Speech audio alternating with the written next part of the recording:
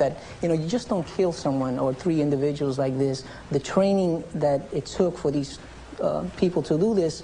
Not only that, but how do 3 teenagers, one of them admittedly slow, no matter how diabolically clever, so thoroughly sanitize the crime scene in the time and do made all of the injuries, committed the crimes, and basically be back home in 3 hours, to the point there's not one drop of blood, excuse me, there was some microscopic drops of blood ruled inadmissible. No blood at the crime scene. How about the semen samples? Well, the semen sample, a DNA specialist out of Greensboro, North Carolina, did testify that he found what appeared to be semen on one of the young victims' pants, but there was not enough of that material for a proper test to get any match. Questions? Okay. Dr. Nyberg, overview on this? I think it's a very perplexing case. I think it's clear that there was a murder perpetrated. I think we have not heard enough about the backgrounds, as Jack Levin had said. I'm convinced that if one does what's known as a psychological autopsy, if we really go back, and I think Paul is really doing that as a result of his chronicling and his record keeping, things are going to come out, and especially after the trial. There's an awful lot sealed here that we don't know about. And what about the larger question of, is there an epidemic of ritual crime, violence? There's not an epidemic. There are more cases reported. It's out in the open. We're educating people. As a matter of fact, one of the things I really wanted to share with both of you is if there's anything that would, and I don't mean the word justify in its real sense, the fact that you're here, the 3 of you, to educate other people to what this is about, in one sense, says that you're doing your part to help this heal. Definitely, exactly. Definitely. We'll be right back.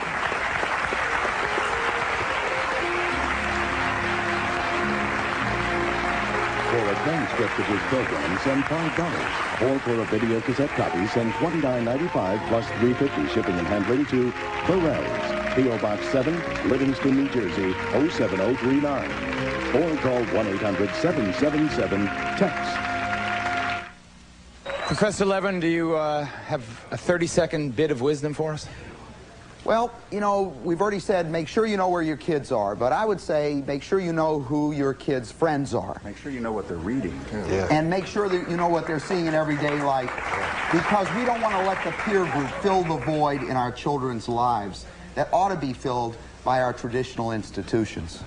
Jackie, do you want to say something? Yes, I would. I'd like to say that the only reason that I come to New York to be on this show, don't want my little grandson's death to go in vain. I don't want to be critical, but I want to very, very much make a plea to all the mothers, fathers, grandmas, granddaddies. Please love your children. Believe it. Get your heads out of the sand. It's real. Love them. Respect them. Show them your love. Did the devil make them do it? We'll keep you updated on this. Thanks for watching, folks. Bye-bye.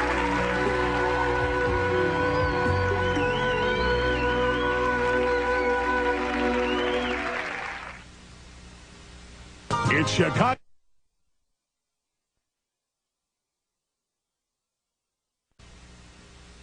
It's Chicago. Now, least you doubt that there are those cases out there. Several months ago, we brought you the heart-wrenching tale of 3 little boys who were brutally murdered by what we alleged at the time was a devil-worshipping cult in West Memphis, Arkansas. The parents are here. Let me just briefly show you a quick kind of reconstruction of what happened to those 3 little boys. Let's roll that. Late afternoon on May 5th, 1993, the boys entered the woods. One was riding a girl's bike, the other a boy's bike. The 3rd child had a skateboard. It is believed the boys spent some time roaming and playing in the woods. At some point, however, after 6 p.m., the 3 children and their assailants met. The following day, May 6th, the police spotted a young boy's sneaker and a Cub Scout hat floating in a small creek. The bodies of the 3 boys were found just yards away. Since that program aired, here are the parents of one of the victims. Since the program aired, convictions were handed down to all 3 of the accused teenagers, and it became undeniable that the brutal murders had been part of a satanic ritual. Take a look at this. We, the jury, after careful deliberations, have determined that Damien Eccles shall be sentenced to death by lethal injection, signed by all 12 of the jurors. Damien, what's your reaction to the sentence? They don't have a clue what I am, what I'm about. But they sit there at home in their chairs in front of their TVs with their little can of beer in their hand, saying that's some kind of evil monster that's not even a human, and they don't know me. They wouldn't understand me if they did know me. You studied and looked into the satanic side of the occult, correct? Mm-hmm. Okay. And you were familiar with it, right? I'm familiar with about every aspect of it. He told me how he dismembered the kid, or I don't know exactly how many kids, so he just said he dismembered them. He sucked the blood from the penis and the scrotum and put the balls in his mouth. I wouldn't say I drank blood. I licked. Let them believe I did it. I don't care. I know the truth.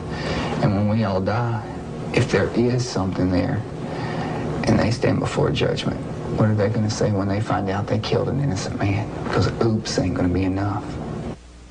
Back with us today, Pam and Terry Hobbs, the parents of Stevie, one of the 3 murdered children. He was 8 years old.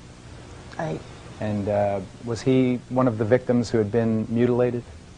No, my son, Christopher Byers, had his private area cut off. My son was cut in the face. His face? Mm-hmm. Is devil worship alive and well in the West Memphis, Arkansas area?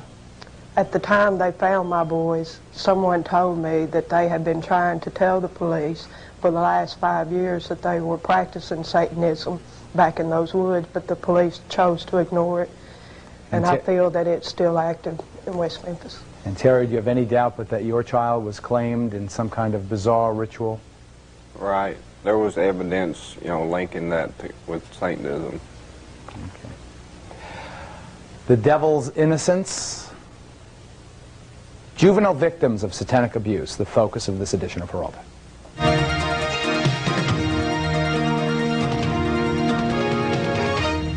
Victims of devil worship, juvenile victims of satanic abuse, our focus today. Thanks, everybody. Yes, sir. I'd like to ask the grandparents, from your description, you seem to think that the government is involved in some sort of cover-up or conspiracy going on here, and how far do you think it goes? Isn't it more that you think that the welfare department is incompetent by letting these people go into the custody? Your social service is a very powerful agency, and they guard their own. They have a little cloak upon them, and they answer to no one. Now, everybody wants to reform the welfare and everything. You're going to have to reform the agency first. Why couldn't the welfare worker be charged? Isn't that a criminal activity? I'm sorry, but you cannot charge a welfare agent for any neglect. There is a law being in the process of being passed, or a bill that they can be held liable for their damages now. Yes, but before, no. Sorry, I would like to ask the woman a question in the blue. Yeah. Did you indulge in satanic rituals at all with your neighbor next door? Oh, yeah. You did? Okay. Very much. Give us a typical experience, Carol. And again, I understand, folks, how we are going to be so incredibly disbelieving because of the horrible nature of it, but remember how many horror stories we've seen throughout history that we have refused to believe until presented with the empirical evidence. Go ahead, Carol. Tell us typically what happened. I would go to prayer meetings with this man. Initially, it was told it was just going to be a prayer meeting, and I thought, I was 10, and I thought, oh, we're going to just go to a regular prayer meeting. But the third time I went, I didn't like it. Something in my gut was saying, no, this isn't right. And I told them I didn't want to be coming anymore. And they were like, well, we're your family now. And that night, they put me in a casket. And I was screaming and fighting and struggling, and they put me in. And when I got in, I thought, okay, I've got to be calm because there's not much air. And so I was trying to stay calm, and they moved it. I don't know how they moved it. It was like carried. I felt it being moved. And they put it